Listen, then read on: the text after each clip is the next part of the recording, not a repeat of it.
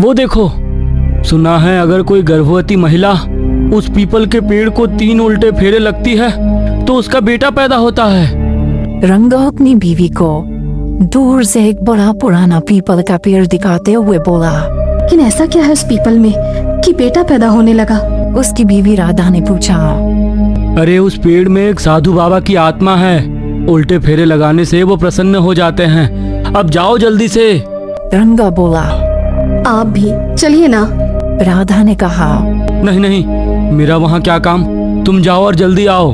रंगा ने जवाब दिया। ठीक है। ऐसा कहकर वो पीपल के पेड़ के पास चली गई। वहाँ जाते ही उसे ऐसा लगा कि कोई उसे पेड़ के ऊपर से चुपके से देख रहा है। उसने ऊपर देखा लेकिन उसे कोई नजर नहीं आया। जल्दी से फेरे लगाओ, हमें घर जाना है। रंगा दूर से चिल्लाते हुए बोला। इस पर राधा घबराते हुए ठीक है बोली और उसने जल्दी से उस पेड़ को 3 उल्टे फेरे लगा दिए और भागते हुए रंगा के पास आई। दो दिन बाद। रंगा, दरवाजा खोलो रंगा। गाँव के सरपंच नीलांबर रंगा के घर का दरवाजा खटखटाते हुए बोले। उन्होंने अपना नाक बंद कर लिया था। रंगा के घर के बाहर गांव वाले जमा हो गए थे क्योंकि 3-4 दिन से रंगा उसकी पत्नी राधा घर से बाहर नहीं निकले थे और उनके घर से मांस की सड़ी बदबू आ रही थी। गांव वालों को शक हो रहा था कि उनके साथ कुछ तो बुरा हुआ। दरवाजा तोड़ दो, नीलांबर ने अपने आदमियों से कहा। उसके आदमियों ने दरवाजा तोड़ा और जैसे ही दरवाजा टूटा घर से सड़े मांस की तेज बदबू आई। सभी लोगों ने अपना नाक बंद कर लिया। नीलांबर अपने 2 आदमियों के साथ घर के अंदर चला गया। पहले अंदर जाते ही उन्हें घर का टूटा छत दिखाई दिया। छत में बड़ा सा छेद था। जमीन पर रंगा की सड़ी लाश पड़ी थी। उसमें कीड़े लगे हुए थे जो उसकी लाश खा रहे थे और उसके बगल में ही पड़ी थी उसकी बीबी राधा की लाश। आज देखकर तीनों के रोंगटे खड़े हो गए। वो तीनों घर के बाहर भागते हुए आए। गांव वालों, रंगा और उसकी बीवी राधा मर चुके हैं। उनके साथ कुछ तो बहुत ही बुरा हुआ है। भूत प्रेत का चक्कर दिखाई दे रहा है, लेकिन क्या हुआ है ये समझ नहीं आ रहा। चिंचोली गांव में एक आदमी को जानता हूँ जो इन सब की जानकारी रखता है। मैं खुद जाकर उसे लेकर आता हूँ। तब तक इस घर पर नजर रखो। नीलांबर ने गांव वालों से कहा। नीलांबर चिंचोली गांव पहुंचा। वो वीरभद्र के कोठी पर उससे मिलने गया। जब वो कोठी के बाहर था तब उसने कुछ आदमियों के चिल्लाने की आवाज सुनी। आवाज सुन वो भागते हुए आंगन में आया। 2-3 आदमी उसे काबू में करने की कोशिश कर रहे थे। उसमें से एक वीरभद्र भी था। तभी 2 आदमियों ने उसकी दोनों बाजुएं पकड़ ली। वीरभद्र ने जमीन पर पड़ी विभूति की पुड़िया उठाई और भभूत उसके माथे पर लगाने के लिए जैसे ही आगे बढ़ा, उस औरत ने वीरभद्र के छाती पर लात मारी। वीरभद्र जमीन पर गिर गया। औरत ने दोनों आदमियों को झटके से दूर और जमीन पर बड़ा पत्थर उठाया। वीरभद्र समझ गया कि वो उसका सिर पत्थर से कुचलना चाहती है। उसने उठने की कोशिश की लेकिन उसकी आंखों के सामने है अचानक से अंधेरा छा गया। तेरे इतनी जरूरत कि तू मुझे इस शरीर से बाहर निकालेगा, अब मैं तुझे तेरे ही शरीर से बाहर निकालूंगा। वो औरत एक आदमी की आवाज में बोली और ऐसा कहते हुए वो चिल्लाई और बस पत्थर वीरभद्र के सिर में ही मारने वाली थी कि तभी नीलांबर ने उसे पीछे से पकड़कर दूसरी तरफ मोड़ा और पत्थर जमीन पर गिर गया। नीलांबर लाल मिट्टी के अखाड़े का पहलवान था। आम पहलवान तो उससे लड़ने की भी हिम्मत नहीं करते थे। उसने उस औरत पर दाव मारा और उसे उठाकर जमीन पर रख दिया और फिर इस तरह से दबा कर रखा कि वो हिल भी नहीं पा रही थी। वाह रे पहलवान, तू तो मुझसे भी बड़ा शातिर पट्टा निकला। वो औरत आदमी की आवाज में बोली कि तभी वीरभद्र ने उस औरत के माथे पर विभूति लगा दी। वैसे वो औरत एक बार चिल्लाकर बेहोश हो गई। बस हो गया काम, वीरभद्र ने कहा और वो उठ गया। दोनों आदमी वीरभद्र के पास आए। ये लीजिए, महादेव की विभूति, और अगली पूर्णिमा तक इसे आपकी पत्नी के माथे पर लगाते रहना। तब तक उन्हें घर से बिल्कुल भी बाहर निकलने मत देना, और ना ही कोई बाहर का आदमी आपके घर में आ पाए। इस बात का खास ख्याल रखना। अब सीधा पूर्णिमा को उन्हें वापस मेरे पास लेकर आइए और उन्हें हर रोज ओम नमः शिवाय का जाप करने के लिए कहना। महादेव जरूर इन पर कृपा बनाकर रखेंगे। वीरभद्र ने वो विभूति उस औरत के पति के हाथ में सौंपते हुए कहा। इसके बाद वो दोनों आदमी उस औरत को लेकर वहां से चले गए। उस बेचारी स्त्री को एक पहलवान की आत्मा ने पकड़ रखा था। 15 दिन से वो उसके शरीर पर कब्जा करके बैठा था और उसे छोड़ने का नाम ही नहीं ले रहा था। खैर, धन्यवाद। आज आप ना होते तो अब मैं जिंदा ना होता। वैसे सरपंच जी, इतने सालों बाद मुझ गरीब को कैसे याद किया? कुछ तो बहुत बुरा हुआ है। शायद कोई नरभक्षी या भूत प्रेत का साया गांव पर पड़ा है। गांव के एक पति पत्नी घर में मृत पाए गए हैं। शायद कोई चीज छत तोड़कर घर के अंदर घुसी थी और उसने दोनों की जान ले ली। क्या छत तोड़कर अंदर घुस गया? कहीं नर भेड़िया तो नहीं था?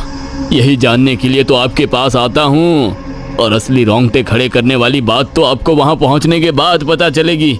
आपको अभी के अभी मेरे साथ चलना होगा। वीरभद्र ने सरपंच के साथ जाने के लिए हाँ कर दी। दूसरे दिन सुबह नीलांबर सरपंच वीरभद्र को अपने साथ लेकर रंगा के घर पहुंचा। वीरभद्र ने रंगा और उसकी बीवी की लाश देखी।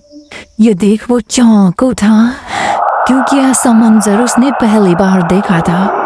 वो राधा की लाश के पास बैठा। लाश की आंखें खुली थी। उसने हाथ में एक नींबू लेकर वही हाथ उस लाश के माथे पर रखा और कुछ मंत्र बोले, और फिर उसने वो नींबू अपने मुंह में रख लिया। ऐसे करते ही उसकी आंखों की पुतलियां उल्टी हो गई और उसका शरीर कपकपाने लगा, और फिर वो जमीन पर गिर गया। ये देख गांव वाले घबराने लगे, लेकिन उन्होंने वीरभद्र को हाथ तक नहीं लगाया। कुछ देर बाद वीरभद्र को होश आया। क्या हुआ था आपको? मैं बस मृतक के साथ जो हुआ था वो उसके यादों से देख रहा था। क्या आपको पता चला कि इनके साथ क्या हुआ था? राधा के साथ बहुत बुरा हुआ है। इस रंगा की वजह से राधा और उसका बच्चा मारा गया। लेकिन हुआ क्या है? रंगा राधा को पीपल के पास लेकर गया जिस पर मुंजिया का वास था। उसने जानबूझकर राधा को पीपल के 3 उल्टे फेरे लगवाने के लिए कहा।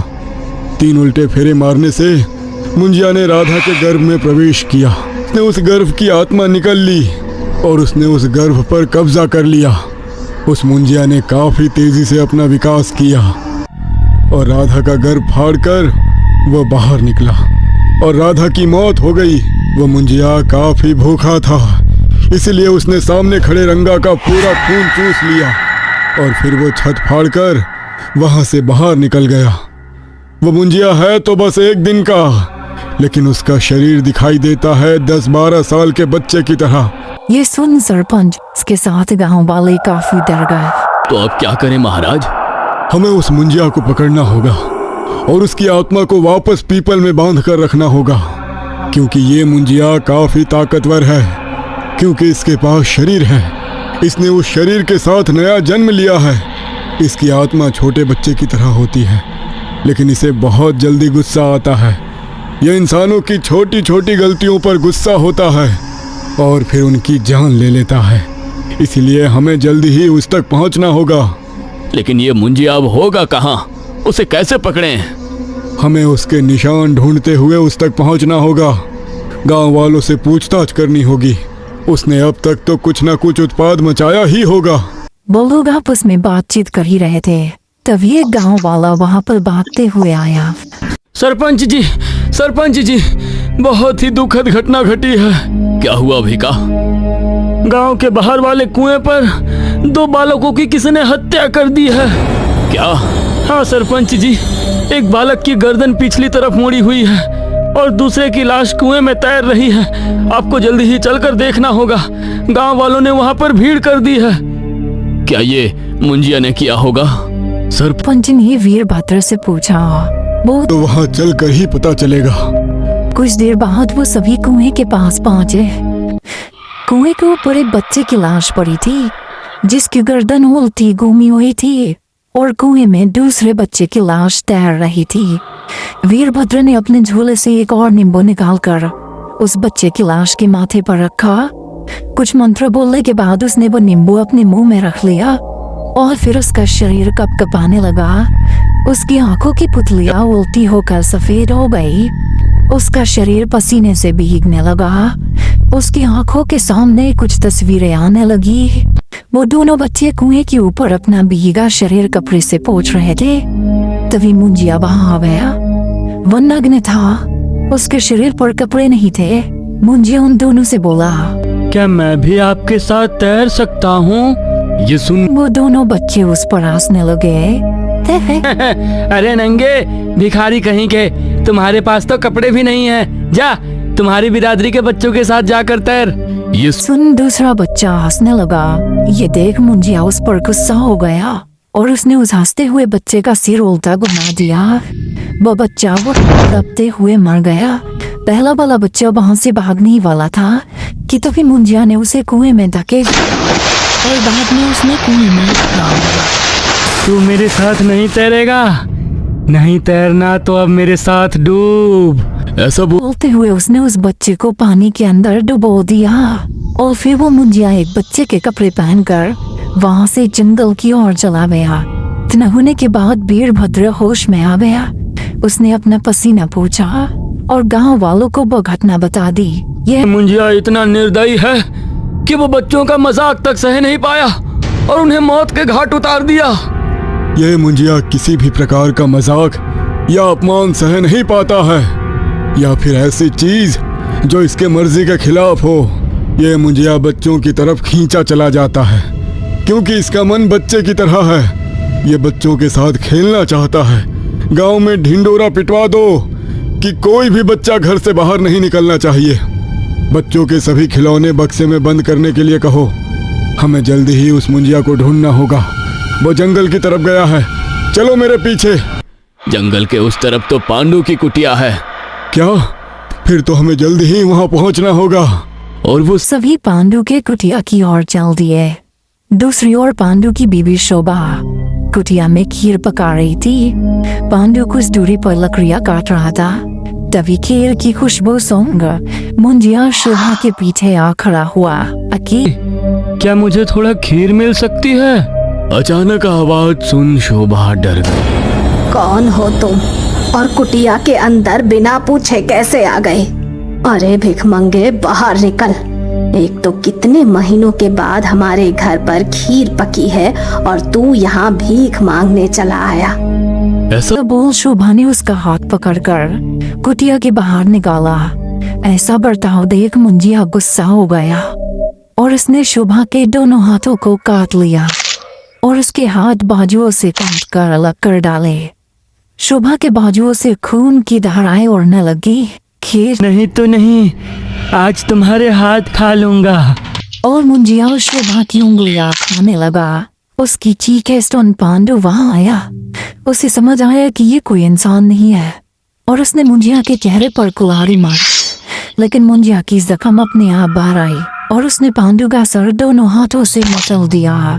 शोभा अपनी जान बचाकर वहां से भागी और मुंजिया वहां से दूसरी ओर चला गया। यहाँ शोभा भागते हुए वीरभद्र और गांव वालों के पास पहुंची। शोभा ने घटी घटना वीरभद्र और गांव वालों को बताई। ये सुन वीरभद्र की आंखें चमक उठी। तो इस मुंजिया को खीर पसंद है। हम योजना बनाएंगे। हम वेताल पहाड़ी पर बड़े पतीले में खीर पकाएंगे। उस खीर की खुशबू चारों ओर फैलेगी और मुंजिया हम तक पहुंचेगा।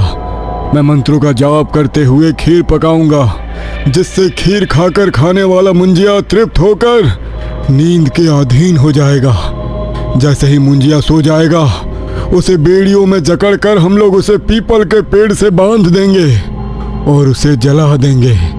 ये तो काफी आसान लग रहा है, बस मुंजिया को जलाओ।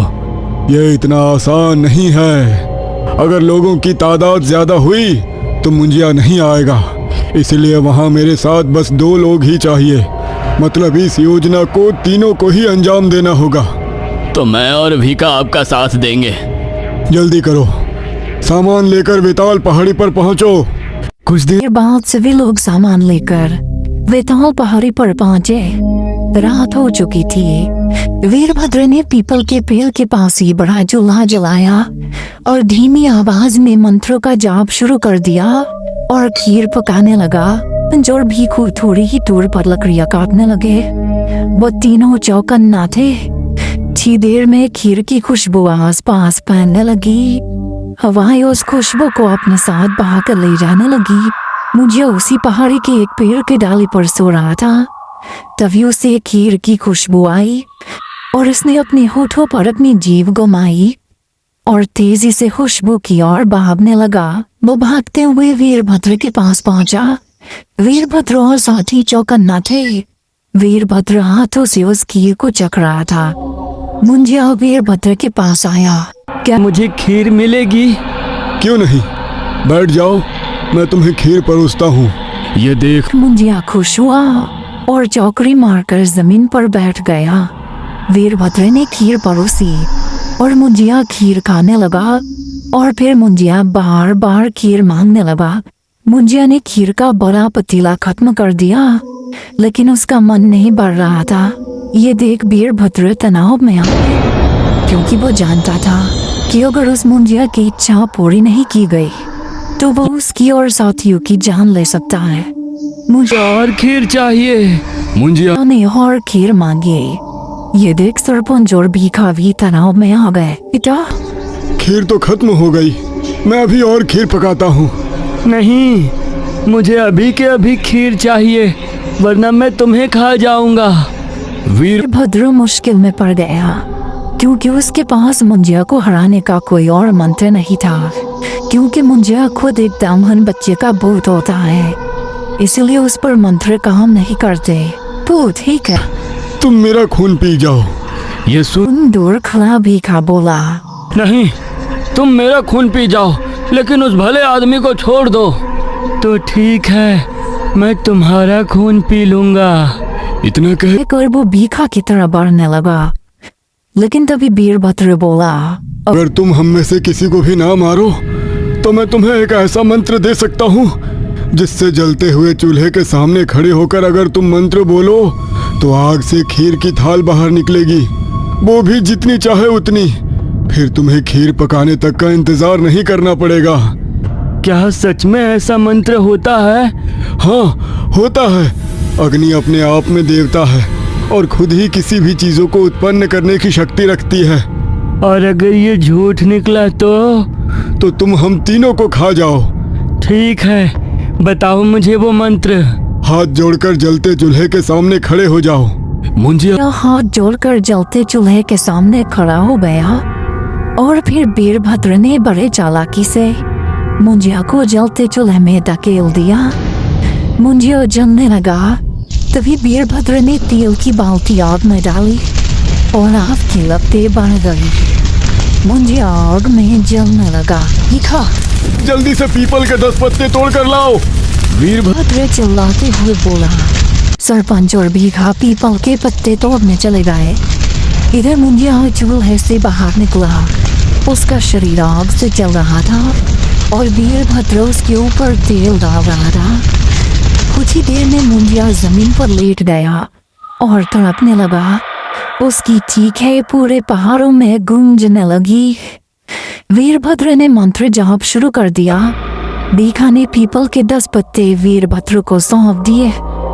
वीरभद्र ने सरपंच और भीखा को पीपल के नीचे गड्ढा खोदने के लिए कहा और फिर वीरभद्र एक एक करते हुए उन पत्तों को जलते हुए मुंजिया पर डालने लगा। ऐसा करते हुए कुछ ही देर में मुंजिया के शरीर का कोयला हो गया। वीरभद्र ने उस कोयले को पीपल के नीचे दफन कर दिया और मंत्रों का जाप करने लगा। कुछ ही देर में जमीन से एक तेज रोशनी उस पीपल के पेड़ में घुस गई और वो पूरा पेड़ चमक उठा, मानो उसमें कुछ शक्ति समाई हो। उस पेड़ की डालें हिलने लगी और उस पेड़ से मुंजिया की चीखने चिल्लाने की आवाजें आने लगी।